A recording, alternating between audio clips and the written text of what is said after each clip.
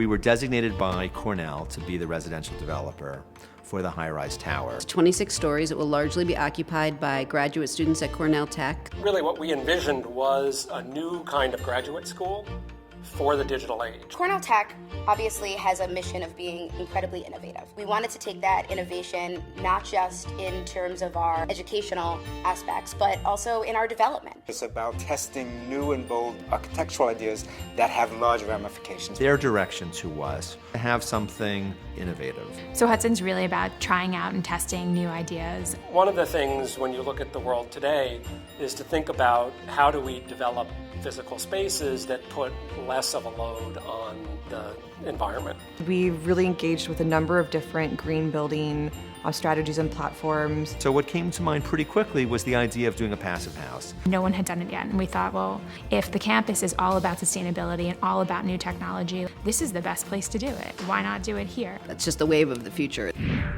Passive house is the most strict energy efficiency standard in the world for buildings. Passive house is a way to reduce energy usage in a building, make it incredibly energy efficient. 75% of greenhouse gas emissions in New York City come from buildings. There's just been sort of an acceptance that buildings leak air, buildings leak heat and cooling. There's a metric called ACH, air changes per hour, and it measures how much air can get in through the exterior of a building. A traditional building type allows the building to breathe through cracks. So if you live in a drafty old brownstone and you have to spend the energy to heat that air, that's very inefficient.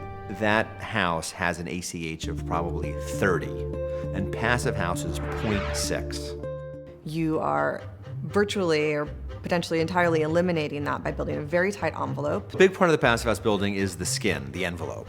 You create a very, very tight envelope. A very, very, very thick envelope. Envelope's just a fancy word for the exterior of the building.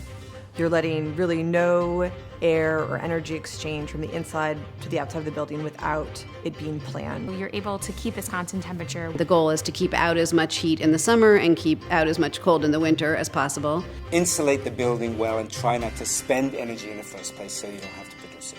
Which means that on the coldest day, cold air is not infiltrating the building. Because of that, you don't actually have to turn on as much electricity and consume as much. So potentially you could go through a whole winter and not have to turn on the heat.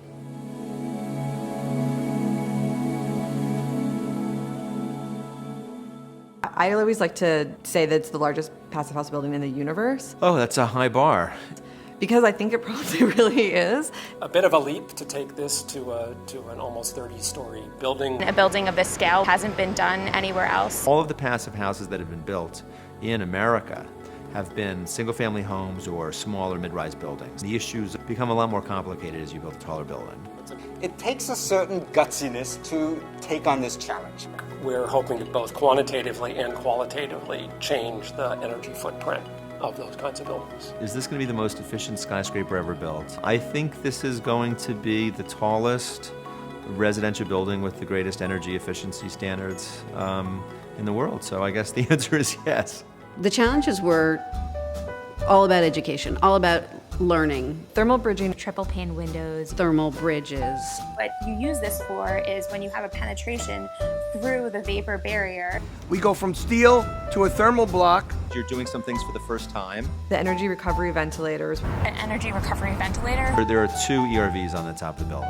It takes the molecules of energy from the exhaust air To mechanically pipe fresh air in. Ducting in fresh air intake into absolutely every habitable space. This way there's no transfer of cold from the outside or warm from the outside to the inside of the building. We have this super cool color changing paint. He thought it was cool. It doesn't have to do with passive house. Purpose of the color changing paint was simply aesthetic. Overall goal for the residential building is a great place to live that was going to be environmentally responsible. You didn't have to read a 50-page manual. To the occupants, it's just a nice building.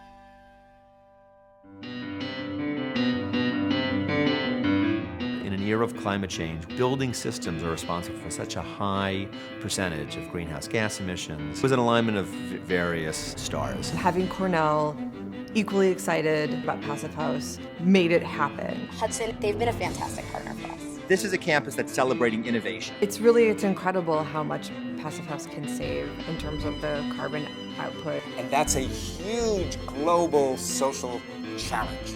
And we're contributing a little piece to that. There is a world in which this becomes standard. We're already seeing the emphasis on passive house as a markedly improved design for energy efficiency. We're going to build this way more and more in the future. We're hoping to be copied. It really will change the way people think about development in New York City. We've actually seen the market shift and other developers now going after passive house. It's a model that others can look at and say, wow, if we want to do urban housing and conserve energy, we can do it like this. You can have a great, livable experience, and it's an incredibly sustainable environment. And I think that's what people want.